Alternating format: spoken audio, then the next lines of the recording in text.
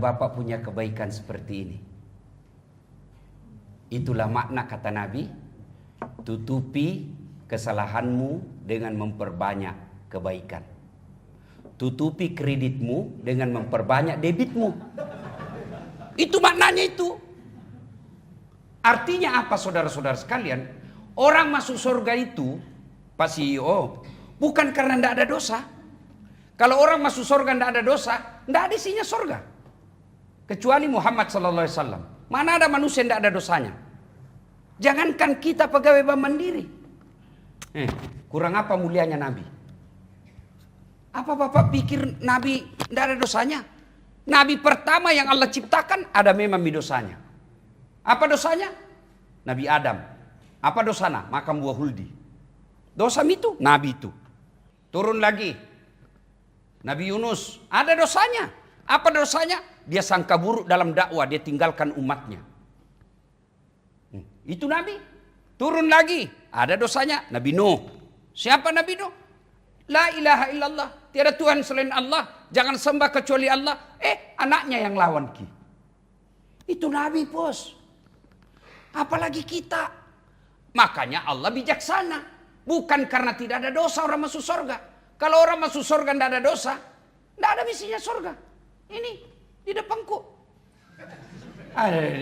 Muka penuh dosa jadi semua kita ini. Ini yang bicara. Bapak pikir tidak ada dosaku. Kalau pikat CPI pagi-pagi, kalau hari Minggu lah. Habis mami itu amalku pak.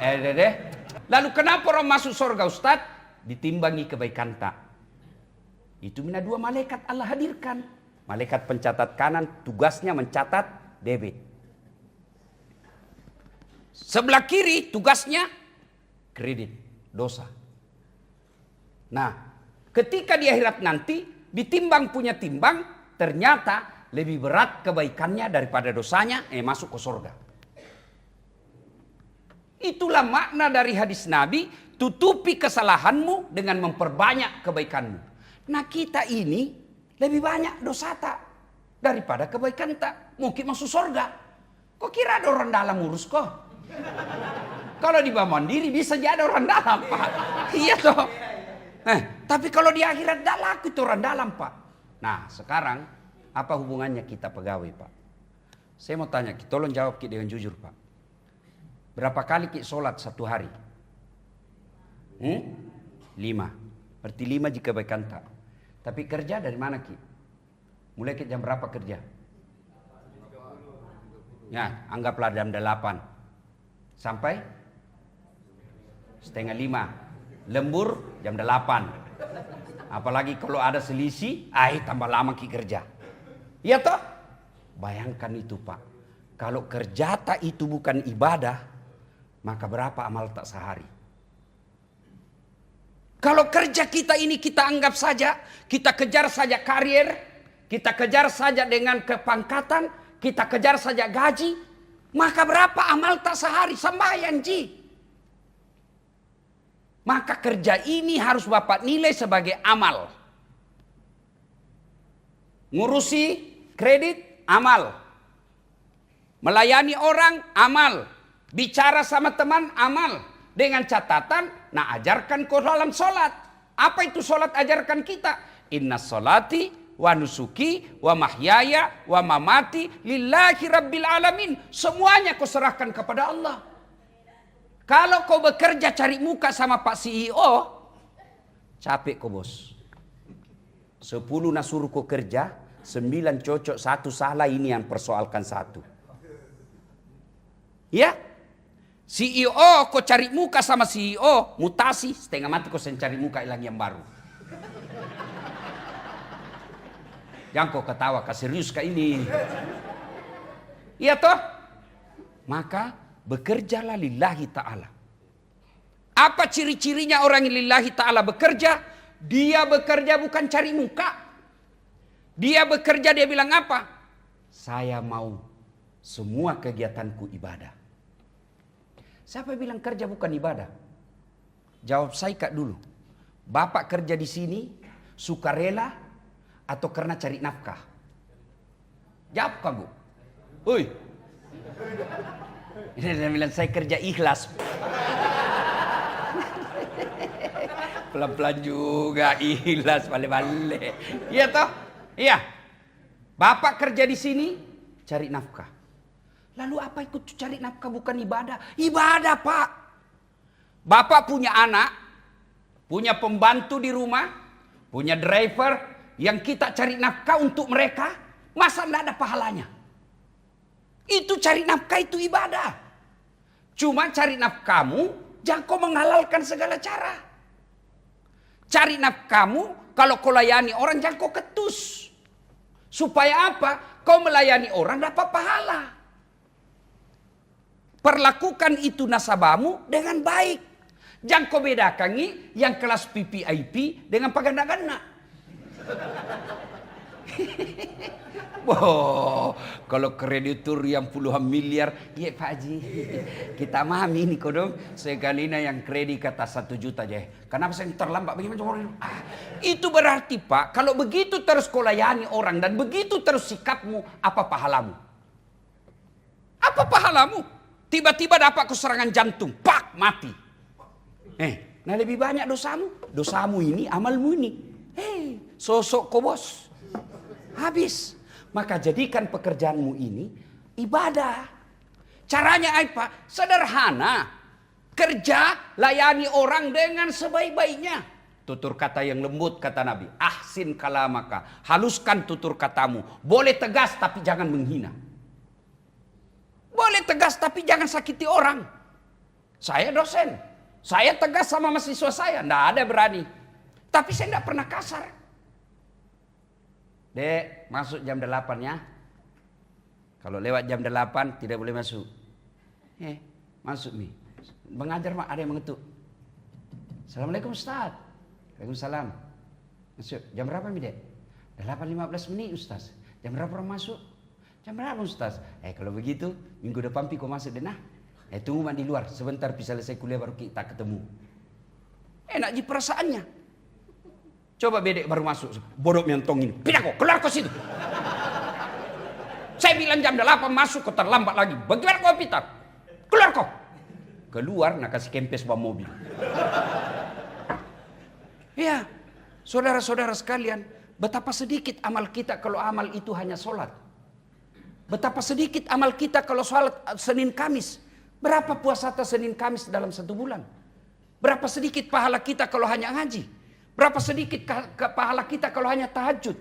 Tapi coba kalau Bapak maknakan cari nafkah itu mulai dari keluar rumah. Bapak niat lillahi ta'ala. Panjang jalan itu pahala. Itu Nabi sudah kasih kau resep. Majenek kau yolo. Wuduk kau dulu. Kalau kau perempuan muslimah tutupi auratmu. Kalau belum bisa kau tutup auratmu paling tidak jangan kau seksi. Kanu ses saja ki. Ada tong itu pakai jilbab tapi sempit. Baru warnanya seperti kulitnya. Jadi kita mengasosiasikan itu langsung dilihat. Nah kita ini laki-laki kan tergantung perempuannya. Makanya Al-Quran bilang laki-laki tundukkan pandanganmu, perempuan jaga akhlakmu. Nggak adil dong kalau kita kau suruh tundukkan pandangan baru kau berkeliaran sembarangan. Perbanyak amal. Kalau paling belum bisa kau pakai jilbab, jangan yang seksi. Jangan yang membuat orang mengasosiasikan itu bisa syahwat. Kalau kau perempuan, jangan pancing laki-laki dengan lembutnya suaramu yang mendayu-dayu. Pak CEO menelpon, Assalamualaikum dek. Waalaikumsalam. Bagaimana suami orang tidak tergoda? Lagi di mana dek? Di ruangan sih pak. Apa bikin ini Mika? Bingung tau ngapa mau gue bikin ini? Coba bedek kalau tegas kok. Assalamualaikum dek. Waalaikumsalam. Lagi di ruangan sih pak. Apa katanya tanya? Enggak ada telepon aku itu. Itu yang disebut menjadikan semua pekerjaan kita ini ibadah. Bapak tahu enggak? Cari nafkah. Satu-satunya sahabat yang pernah dicium tangannya oleh Rasulullah, fakir miskin. Nabi jalan. Tiba-tiba ada sahabat di pinggir jalan jabat tangan. Kan ketahuan itu pak dari jabat tangannya orang kaya atau miskin. Coba makai. Jabat tangki beda sama tukang parkir sama CEO. Beda-beda itu rasa-rasanya tangan Pak. Iya toh? Nah, Nabi terasa. Nabi lalu tanya, kenapa kasar begini tanganmu, saudara? Dia bilang, ya Rasul, saya ini orang miskin kodong. Terus kerjaku itu, pika ambil batu-batu besar di gunung, lalu ku kasih ciping. Ku kasih jadi kecil-kecil, lalu ku jual. Ini mina kasar tanganku kodong. Supaya anak istriku bisa makan. Saya cari nafkah, cari batu. Nabi terharu, dia ambil tangannya itu laki sahabat-sahabat, lalu dicium tangannya oleh Rasul. Bayang kami kalau Prabowo cium tangan tak Pak? Menjauh baru Prabowo Pak. Ini Nabi cium tangan kita Pak. Nabi yang cium tangannya. Lalu apa kata Nabi? Saudaraku, ketahuilah tanganmu inilah yang kasar cari nafkah, yang akan melindungimu dan memudahkanmu masuk dalam surga. Jadi kerja di sini, jangan kau cari muka. Kerja di sini, jangan kau mau akal-akalan. Pura-pura persulit orang. Supaya ada leper. Kerja kau saja yang baik. Kalau kerja kau yang baik, tiap bulan dapat gaji, tiap tahun kenaikan pangkat, pahala dapat di akhirat. Dan saudaraku jangan anggap remeh ini. Karena kalau bapak sudah masuk di kubur, tidak bisa lagi tambah-tambah. Maka perjalanan itu ke kubur lama Pak. Tidak balik-balik nih orang. Kalau bapak dimutasi ke Papua, ada pilihan tidak? Kalau tidak suka di sana, ada pilihan? Ada Pak, pensiun dini. Apa? Iya toh? Ibu-ibu, suamimu cerewet, malas kerja, kuat makan. Ada pilihan? Ada. Pulangkan saja aku pada ibuku atau ayahku. Ada pilihan, kasih pulang. Bapak-bapak, istrimu cerewet, malas masak, kuat habis uang. Ada pilihan? Ada. Dua malah pilihanmu Pak. Ganti atau tambah. Iya toh? Jelas Pak. Orang dari Jawa datang ke sini kerja, ternyata tidak enak di sini. Ada pilihan? Ada. Mulai rek, mangan orang mangan yang penting ngumpul. Pulang lagi ke Jawa. Iya. Tapi bapak kalau masuk kubur, ada pilihan tidak? Ada pilihan? Tidak ada Pak. Mau kok tidak enak deh, keluar kak dulu. Viral kok satu dunia Pak. Detik-detik pegawai Bank Mandiri keluar dari kuburnya.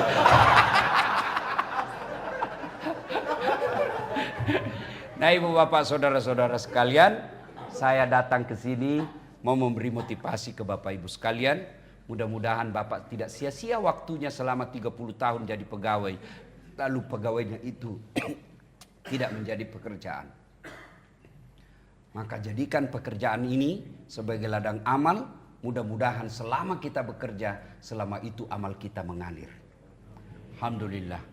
Saudara-saudara sekalian, dalam bahasa Al-Qur'annya, fastabiqul khairat, berlomba-lomba dalam kebaikan. Mudah-mudahan ada manfaat, lebih dan kurangnya mohon dimaafkan. Usikum wa nafsi bitaqwallah. Assalamualaikum warahmatullahi wabarakatuh.